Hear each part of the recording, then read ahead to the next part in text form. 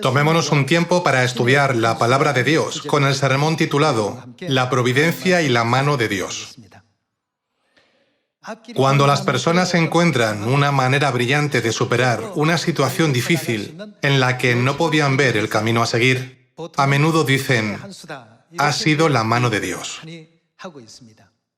Entonces, ¿no hay ejemplos como este en la Biblia?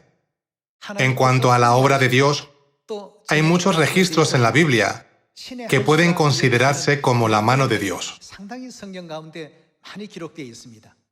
La Biblia nos enseña que, como Dios ve el fin desde el principio, siempre debemos seguir el camino de la salvación de Dios con un corazón obediente. Es porque Dios siempre prepara el final victorioso de su camino. Sin embargo, como no podemos ver el final con nuestros ojos humanos, ¿qué hacemos a menudo? Aunque Dios nos guía por el camino para bendecirnos al final, a veces es difícil superar situaciones. Parece que no hay salida ni visión para el futuro, como si un gran muro nos bloqueara el camino. Sin embargo, en todo lo que nos manda hacer está escondida la mano de Dios.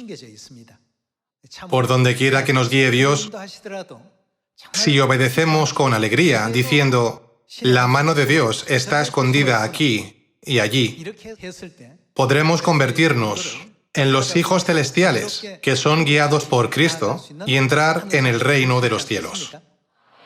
Hoy confirmemos esto a través de la Biblia.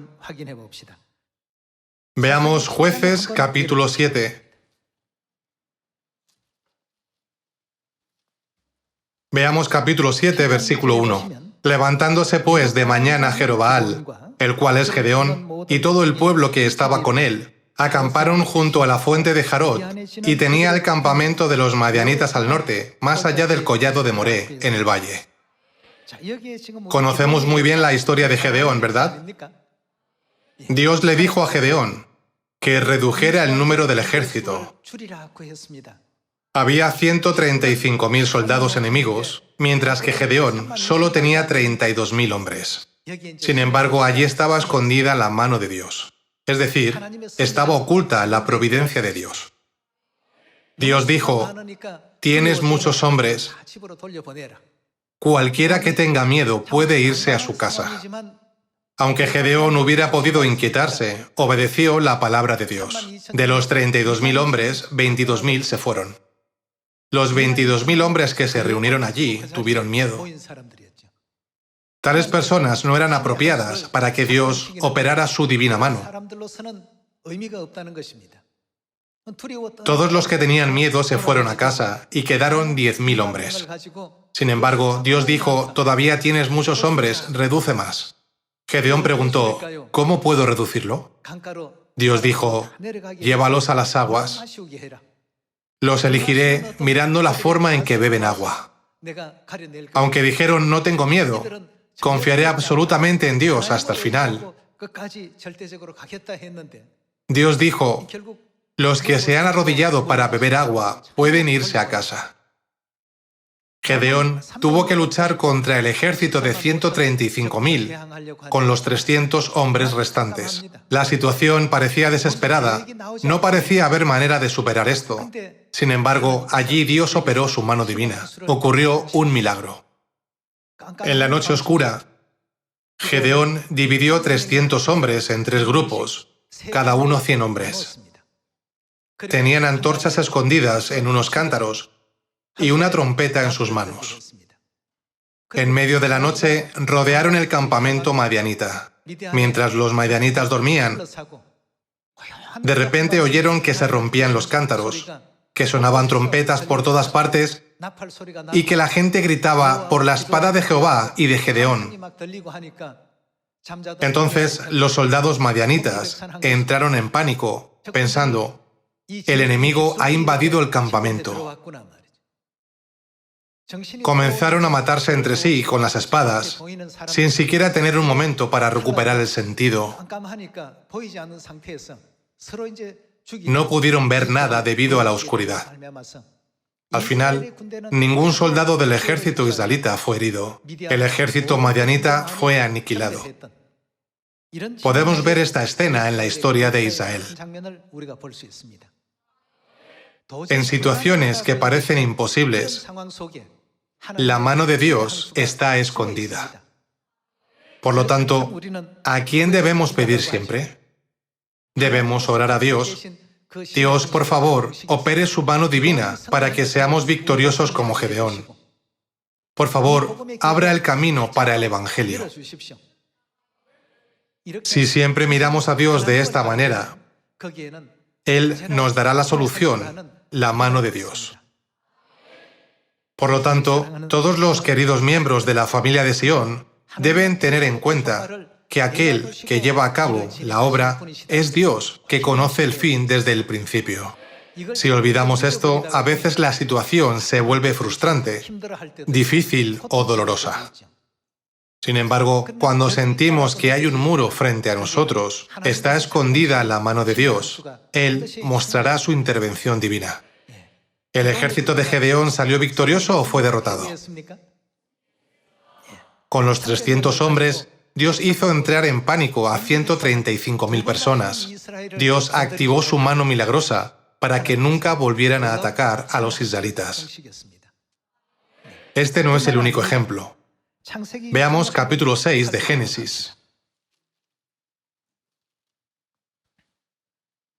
En Génesis capítulo 6, versículo 13, está escrito: Dijo pues Dios a Noé: He decidido el fin de todo ser, porque la tierra está llena de violencia a causa de ellos, y he aquí que yo los destruiré con la tierra. Hazte un arca de madera de gofer, harás aposentos en el arca, y la calafatearás con brea por dentro y por fuera, y de esta manera la harás. De 300 codos la longitud del arca, de 50 codos su anchura y de 30 codos su altura. Una ventana harás al arca y la acabarás a un codo de elevación por la parte de arriba. Y pondrás la puerta del arca a su lado y le harás piso bajo, segundo y tercero. Y he aquí que yo traigo un diluvio de agua sobre la tierra, para destruir toda carne en que haya espíritu de vida debajo del cielo. Todo lo que hay en la tierra morirá. De esta manera, Dios salvó a Noé y a su familia, mientras juzgaba y destruía con agua a los impíos en la tierra. Podemos confirmar esta historia en Génesis. Cuando Dios hizo el plano del arca para salvar a Noé y su familia, añadió su asombrosa mano allí. Un barco que flota en el agua necesita un timón para navegar en la dirección correcta. Además, como un barco no puede avanzar por sí solo, debe tener una vela y un mástil. El mástil y el timón son esenciales para un barco. Sin embargo, en el plano de Dios no había ninguno de ellos. No había remos para reemplazar la vela. No había timón ni vela. Supongamos que alguien añadiera velas para controlar la dirección y la velocidad del arca que Dios mismo diseñó. ¿Podría llegar su arca a la cima de los montes de Ararat de manera segura como Dios quería? Nunca. El monte Ararat está en Turquía, por lo tanto, está a gran distancia de Israel. Cuando el agua inundó la tierra, si el arca hubiera tenido velas, remos y timón, Noé y su familia no se habrían salvado. No habrían guardado su vida. Cada elemento de la Biblia contiene la profunda voluntad de Dios. Si alguien que tiene conocimiento de los barcos mira el arca, puede preguntar: Dios, ¿por qué construyó el arca así? ¿No omitió algo al hacer el plano? ¿Por qué no hay mástil ni remos? ¿Por qué no hay timón para controlar la dirección? ¿Se olvidó de estas cosas porque estaba ocupado reinando sobre todo el universo? Los ignorantes podrían decir esto. Dios lleva a cabo su obra, conociendo el fin de todo desde el principio. ¿Qué dará Dios al final a toda la humanidad y a los hijos de Sión? Dios nos guía por ese camino para bendecirnos y llevarnos al mundo eterno, llamado el reino de los cielos. ¿No está escrito esto en Deuteronomio capítulo 8? A veces Dios nos humilla, a veces nos exalta, a veces nos hace pasar hambre, a veces nos permite padecer necesidades y a veces nos permite vivir en la abundancia. Dios nos pone en cada situación, en cada circunstancia y en cada paso para que renazcamos como el perfecto pueblo celestial, digno de regresar al eterno reino de los cielos. Esta es la profunda voluntad de Dios y este es el propósito de su obra. Según las palabras de la gente del mundo, esto se llama la intervención divina de Dios. Por lo tanto, no es necesario que dudemos o vacilemos en obedecer la palabra de Dios. Cuando lo hagamos, todos los hijos de Sión podrán tener fe para seguir a Dios por donde quiera que va.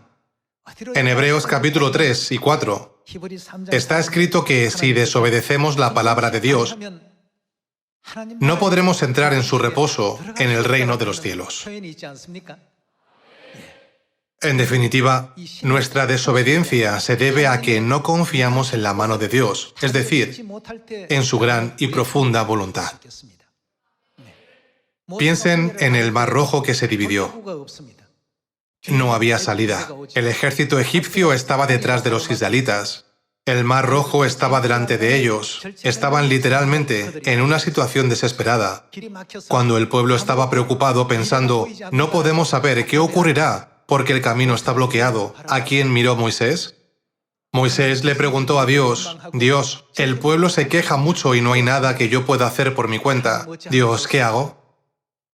Entonces Dios dijo, Moisés, ¿qué tienes en tu mano? Una vara de pastor que he traído de Egipto. Extiende tu vara sobre el mar. Entonces, mientras Moisés extendía su vara en obediencia a la palabra de Dios, Dios realizó una obra milagrosa.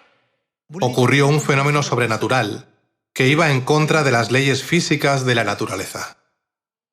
La gente del mundo llama a estas cosas la intervención divina o un milagro. Dios siempre está pavimentando un camino así de milagroso delante de nosotros. Aquellos que comprenden esto creen en el hecho de que debe estar escondida la mano de Dios.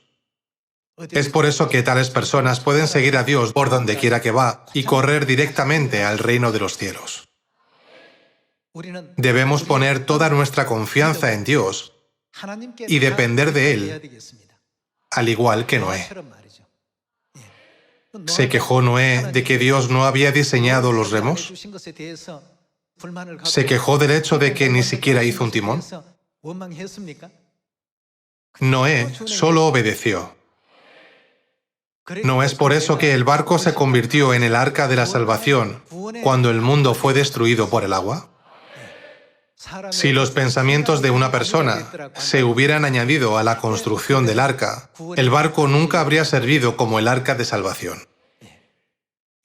Toda esta historia del pasado hoy nos enseña una gran lección. Los milagros que le sucedieron a Gedeón, Noé y Moisés no fueron los únicos casos en los que la mano de Dios operó. Averigüemos cómo Dios convirtió a José en gobernador de Egipto a través de la Biblia. ¿No es José el 11º de los 12 hijos de Jacob? José fue vendido a Egipto como esclavo, vivió una vida miserable allí y al final se convirtió en gobernador de Egipto.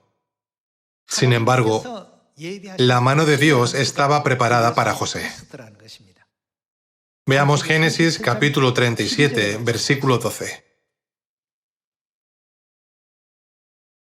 Capítulo 37, versículo 12 dice, Después fueron sus hermanos a apacentar las ovejas de su padre en Siquem, y dijo Israel, Este es Jacob.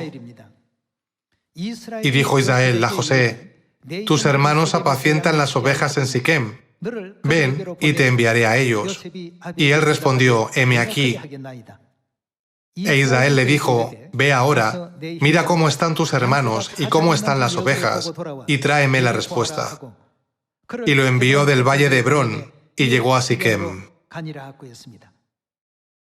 Sin embargo, a los hermanos de José no les agradaba. Es porque sentían que José tenía todo el amor de su padre. Aunque había 12 hijos, José fue el más querido y mimado. Jacob le hizo una túnica de muchos colores. Por supuesto, ningún padre discriminaría a sus hijos. Sin embargo, como José había perdido a su madre cuando era joven, José ocupaba un lugar especial en el corazón de Jacob. No obstante, sus hermanos lo envidiaban y realmente lo odiaban. Veamos el versículo 18. Cuando ellos lo vieron de lejos, antes que llegara cerca de ellos, conspiraron contra él para matarle. Y dijeron el uno al otro: «He aquí viene el soñador. Ahora pues venid y matémosle, y echémosle en una cisterna, y diremos: alguna mala bestia lo devoró, y veremos qué será de sus sueños». Cuando Rubén oyó esto, lo libró de sus manos. Rubén, que era el mayor, escuchó que ellos tomaban un plan para matar a José y trató de salvarlo de sus manos. Y dijo: «No lo matemos». Y les dijo Rubén: «No derraméis sangre, echadlo en esta cisterna que está en el desierto, y no pongáis mano en él, por librarlo así de sus manos, para hacerlo volver a su padre». Así pues, José era envidiado y odiado por sus hermanos. Finalmente, sus hermanos lo vendieron a los comerciantes. Veamos el proceso de venderlo en el versículo 26. Entonces Judá dijo a sus hermanos: «¿Qué provecho hay en que matemos a nuestro hermano y encubramos su muerte? Venid y vendámosle a los ismaelitas, y no sea nuestra mano sobre él, porque él es nuestro hermano, nuestra propia carne». Y sus hermanos convinieron con él. Y cuando pasaban los madianitas mercaderes, sacaron ellos a José de la cisterna y le trajeron arriba, y le vendieron a los ismaelitas por 20 piezas de plata, y llevaron a José a Egipto. José fue vendido de esta manera. Capítulo 39, versículo 1. Llevado pues José a Egipto, Potifar, oficial de Faraón, capitán de la guardia, varón egipcio, lo compró de los ismaelitas que lo habían llevado allá. Mas Jehová estaba con José, y fue varón próspero, y estaba en la casa de su amo el egipcio. Y vio su amo que Jehová estaba con él, y que todo lo que él hacía, Jehová lo hacía prosperar en su mano. Así halló José gracia en sus ojos, y le servía. Y él le hizo mayordomo de su casa, y entregó en su poder todo lo que tenía. De esta forma, José vivía como esclavo en la casa de Potifar. Sin embargo, hubo una situación en la que no pudo vivir más allí. Vayamos al versículo 7. En el versículo 7 está escrito: «Aconteció después de esto que la mujer de su amo puso sus ojos en José y dijo: duerme conmigo. Y él no quiso, y dijo a la mujer de su amo: he aquí que mi señor no se preocupa conmigo de lo que hay en casa, y ha puesto en mi mano todo lo que tiene. No hay otro mayor que yo en esta casa, y ninguna cosa me ha reservado sino a ti, por cuanto tú eres su mujer. ¿Cómo pues haría yo este grande mal y pecaría contra Dios?». José se negó, diciendo: «No puedo cometer tal maldad y pecar contra Dios». Versículo 10. Hablando ella a José cada día, y no escuchándola a él, para acostarse al lado de ella, para estar con ella. Aconteció que entró él un día en casa para hacer su oficio, y no había nadie de los de casa allí. Y ella lo asió por su ropa, diciendo: duerme conmigo. Entonces él dejó su ropa en las manos de ella, y huyó y salió. Cuando vio ella que le había dejado su ropa en sus manos, y había huido fuera, llamó a los de casa, y les habló diciendo: mirad, nos ha traído un hebreo, para que hiciese burla de nosotros. Vino él a mí para dormir conmigo, y yo di grandes voces, y viendo que yo alzaba la voz y gritaba, dejó junto a mí su ropa, y huyó y salió. y ella puso junto a sí la ropa de José hasta que vino su señor a su casa. Entonces le habló ella las mismas palabras, diciendo: «El siervo hebreo que nos trajiste vino a mí para deshonrarme. Y cuando yo alcé mi voz y grité, él dejó su ropa junto a mí y huyó fuera». Así es como ella conspiró contra José. Versículo 19. Y sucedió que cuando oyó el amo de José las palabras que su mujer le hablaba, diciendo: «Así me ha tratado tu siervo», se encendió su furor, y tomó su amo a José y lo puso en la cárcel, donde estaban los presos del rey, y estuvo allí en la cárcel. Pero Jehová estaba con José. ¿Acaso no sabía Dios que José fue acusado injustamente? Pero Jehová estaba con José, y le extendió su misericordia, y le dio gracia en los ojos del jefe de la cárcel. Y el jefe de la cárcel entregó en mano de José el cuidado de todos los presos que había en aquella prisión. Todo lo que se hacía allí, él lo hacía. Después de todo esto, José fue encarcelado. Allí se encontró con el copero y el panadero del rey de Egipto. Ambos tuvieron sueños en la misma noche, y más tarde el copero fue restituido y el panadero fue condenado, tal como José les había dicho en la interpretación del sueño. Después de algún tiempo, Faraón tuvo sueños.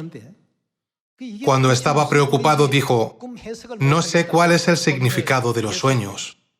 En ese momento, el copero se acordó de José, que había interpretado su sueño, y le informó del asunto a Faraón. Entonces Faraón llamó a José y le pidió la interpretación de los sueños. Su interpretación le pareció muy buena a Faraón. Veamos el capítulo 41, versículo 37. Esto es lo que ocurrió después de que José terminó de interpretar los sueños de Faraón. El asunto pareció bien a Faraón y a sus siervos, y dijo Faraón a sus siervos: «¿Acaso hallaremos a otro hombre como este, en quien esté el Espíritu de Dios?» Y dijo Faraón a José: «Pues que Dios te ha hecho saber todo esto. No hay entendido ni sabio como tú. Tú estarás sobre mi casa, y por tu palabra se gobernará todo mi pueblo. Solamente en el trono seré yo mayor que tú». Versículo 41. Dijo además Faraón a José: «He aquí yo te he puesto sobre toda la tierra de Egipto». Entonces Faraón quitó su anillo de su mano, y lo puso en la mano de José, y lo hizo vestir de ropas de lino finísimo, y puso un collar de oro en su cuello, y lo hizo subir en su segundo carro. Y pregonaron delante de él: «Doblad la rodilla», y lo puso sobre toda la tierra de Egipto. Y dijo Faraón a José: «Yo soy Faraón, y sin ti ninguno alzará su mano ni su pie en toda la tierra de Egipto». Y llamó Faraón el nombre de José Zatnat Panea, y le dio por mujer a Asenat, hija de Potifera, sacerdote de On. Y salió José por toda la tierra de Egipto. En ese momento José tenía 30 años. Versículo 46. Era José de edad de 30 años cuando fue presentado delante de Faraón, rey de Egipto. Y salió José de delante de Faraón, y recorrió toda la tierra de Egipto. En aquellos 7 años de abundancia, la tierra produjo a montones. El hecho de que Faraón le diera a José su anillo significa que le otorgó autoridad para gobernar sobre todo Egipto. Detrás de todo esto estaba la mano de Dios. Dios no se preocupaba por el pueblo de Egipto u otros países vecinos, sino solo por Israel. ¿No son los israelitas el pueblo que Dios eligió y al que le dio una promesa? Dios hizo esta obra para su futuro. Y José solo estaba desempeñando el papel de obrero de Dios en ese momento. Sin embargo, José no lo sabía. No entendía por qué vino a Egipto. Al principio pensó que sus hermanos lo vendieron por odio, pero después se dio cuenta de la verdadera razón. Pasemos al capítulo 45 de Génesis. Veamos capítulo 45, versículo 1. No podía ya José contenerse delante de todos los que estaban al lado suyo, y clamó: «Haced salir de mi presencia a todos». Y no quedó nadie con él, al darse a conocer José a sus hermanos. Sus hermanos nunca podrían haber imaginado que el gobernador de Egipto era José. Aquí José se dio a conocer a sus hermanos. Versículo 2. Entonces se dio a llorar a gritos, y oyeron los egipcios, y oyó también la casa de Faraón. Y dijo José a sus hermanos: Yo soy José, ¿vive aún mi padre? Y sus hermanos no pudieron responderle porque estaban turbados delante de él. Debían de estar temblando de miedo. Habían intentado matarlo. Ya que lo habían vendido como esclavo, solo podían pensar: ahora estamos muertos. Versículo 4. Entonces dijo José a sus hermanos: acercaos ahora a mí. Y ellos se acercaron, y él dijo: Yo soy José vuestro hermano, el que vendisteis para Egipto. Ahora pues, no os entristezcáis, ni os pese de haberme vendido acá, porque para preservación de vida me envió Dios delante de vosotros. Detrás de todo esto que había sucedido, estaba la mano de Dios. Parece que me vendisteis a Egipto, pero en realidad Dios me puso en ese proceso para enviarme a Egipto. En ese proceso, José enfrentó muchas dificultades, fue incriminado y encarcelado. Sin embargo, siempre guardó los mandamientos y las enseñanzas de Dios. No se apartó de ellos. Como resultado, Dios designó a José para el cargo de gobernador de Egipto y salvó a los israelitas a través de él para que no pasaran hambre. Dios, que ve el futuro, obró con su divina mano para poner a José en tal posición. Sigamos examinando esto. Veamos el versículo 5 de nuevo. Ahora pues, no os entristezcáis, ni os pese de haberme vendido acá, porque para preservación de vida me envió Dios delante de vosotros. Pues ya ha habido 2 años de hambre en medio de la tierra, y aún quedan 5 años en los cuales ni habrá arada ni siega. Y Dios me envió delante de vosotros para preservaros posteridad sobre la tierra, y para daros vida por medio de gran liberación. Así pues, no me enviasteis acá vosotros, sino... ¿quién? Sino Dios. Todo lo que Dios hace es un misterio. Me puse a pensar, si sus hermanos no lo hubieran hecho, José habría crecido como pastor en la casa de su padre hasta cumplir los 30 años. Dios había enviado a José a Egipto para cuidar una enorme cantidad de grano. Por lo tanto, cuando los israelitas llegaron a comprar alimento, él estaba en la posición de hacer lo que quisiera.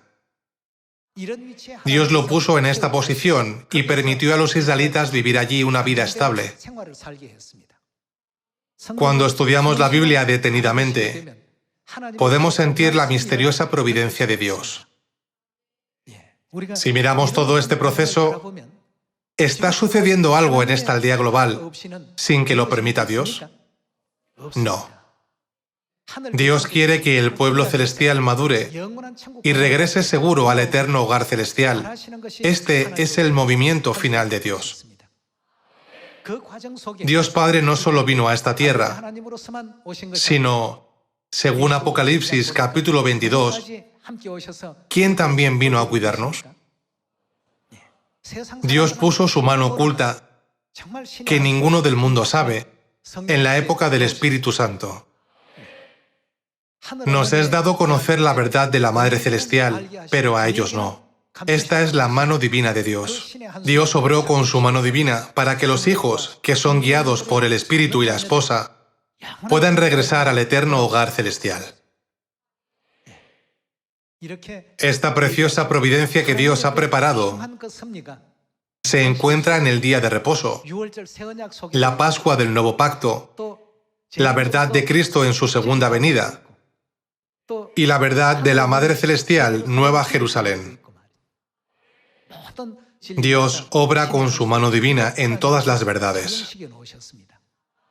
Por eso, hasta el final, ¿qué debemos hacer por donde quiera que el Cordero nos guíe, según Apocalipsis capítulo 14? ¿Quién nos está guiando ahora mismo? Todos sabemos y creemos que Dios es quien nos guía. Aunque el Mar Rojo bloqueó a los israelitas, estuvo la mano de Dios para abrir el camino. Aunque el número de guerreros de Gedeón era mucho menor que el de los enemigos, Dios dijo que redujera el número. También estuvo la mano de Dios. Parece que José fue vendido como esclavo a Egipto debido al odio de sus hermanos. Sin embargo, fue Dios quien lo envió a Egipto, convirtiéndolo finalmente en el gobernador. Si leen la Biblia descuidadamente, estos pueden parecer meros sucesos, pero ¿quién los estaba dirigiendo todo el tiempo? La mano de Dios obra aquí y allí. Por lo tanto, si es el camino del Padre y las enseñanzas de la Madre, debemos estar agradecidos, estemos donde estemos, y hagamos lo que hagamos. Si elegimos nuestro propio camino, es lo mismo que hacer el timón, el mástil y los remos del arca de Noé. ¿No sería lo más sabio hacer lo que Dios nos dice que hagamos?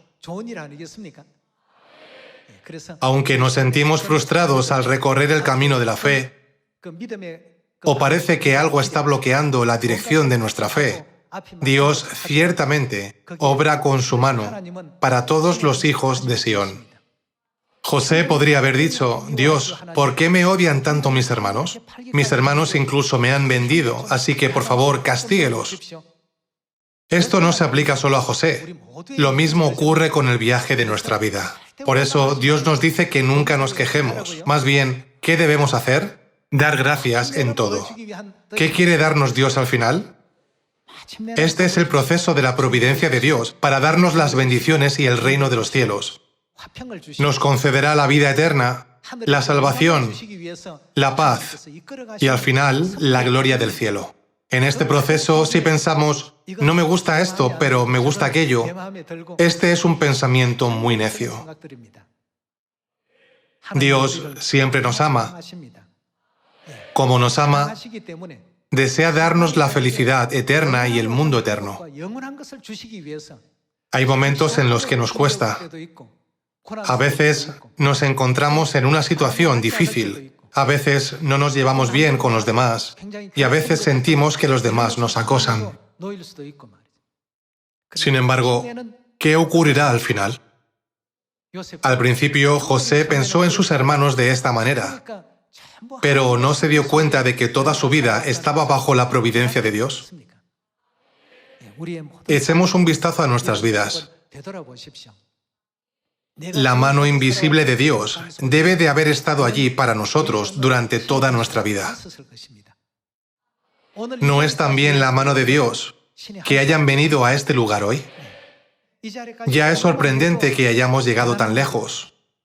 Además, hemos conocido al Padre Celestial, a la Madre Celestial y a nuestros queridos miembros de la familia celestial.